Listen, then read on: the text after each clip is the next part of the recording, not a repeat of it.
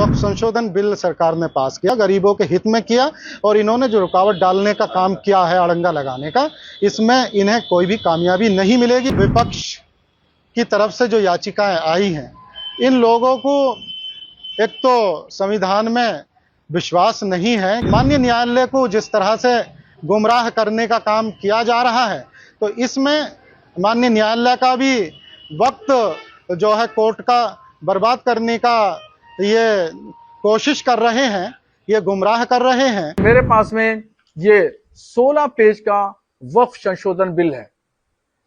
इसमें 48 पॉइंट हैं। इन तमाम इबारतों में 16 पेज में कहीं भी कोई एक इबारत भी नहीं है ऐसी जिसमें यह कहा गया हो कि मस्जिदें और मदरसों और खानकाहों, ईदगाहों, कब्रिस्तानों को नुकसान पहुंचेगा। मुसलमान किसी के बहकावे उकसावे में ना आए। मजहबी यानी धार्मिक स्थलों को कोई खतरा नहीं है। वक्फ संशोधन बिल को लेकर के जिस तरह से माननीय सर्वोच्च न्यायालय में सुनवाई चली और उसके लिए अब सुनवाई के लिए बेंच बनाई गई है, तो देखिए हम तो यही कहेंगे कि जो विपक्ष की तरफ से जो याचिकाएं आई हैं, इन लोगों को एक तो संविधान में विश्वास नहीं है कि जनता के द्वारा चुनी हुई सरकार ने संसद के दोनों सदनों से और फिर महामहिम राष्ट्रपति की तरफ से मंजूरी मिलने के बाद और सरकारी तौर पर नोटिफिकेशन के बाद भी ये लोग गए कोर्ट में।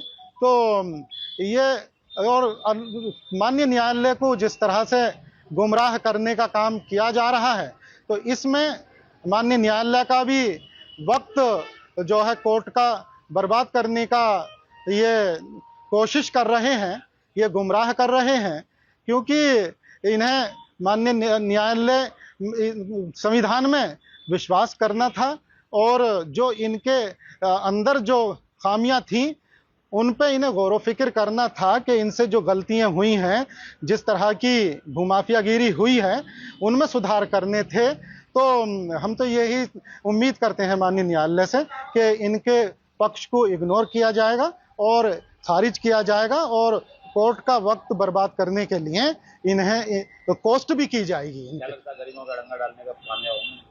ये बिल्कुल जो वक्फ संशोधन बिल सरकार ने पास किया, गरीबों के हित में किया और इन्होंने जो रुकावट डालने का काम किया है, अड़ंगा लगाने का, इसमें इन्हें कोई भी कामयाबी नहीं मिलेगी। अपील दायर करना सुप्रीम कोर्ट में हर शख्स को अधिकार हासिल है और कोई भी शख्स अगर मुतमईन नहीं है, संतुष्ट नहीं है, तो वो कोर्ट जा सकता है। ऐसा ही मामला वक्फ संशोधन बिल को लेकर के हुआ कि सुप्रीम कोर्ट में कुछ मुस्लिम संगठन गए हैं और कुछ हिंदू संगठन भी गए हैं। अब वो दोनों तरफ के लोगों की दलीलें सुन करके सुप्रीम कोर्ट क्या फैसला करता है, ये आने वाला वक्त ही बताएगा। बहरहाल जहां तक मुझे जानकारी है कि कानून बनाना पार्लियामेंट का काम है, ये सुप्रीम कोर्ट का काम नहीं है। सुप्रीम कोर्ट का काम यह है कि बने हुए कानून को अमली जामा पहनाया जाए। अब तरह तरह के लोगों के राय हैं, मशवरे हैं, उस पर सुप्रीम कोर्ट के फाजिल जजों को गौर फिक्र करना है।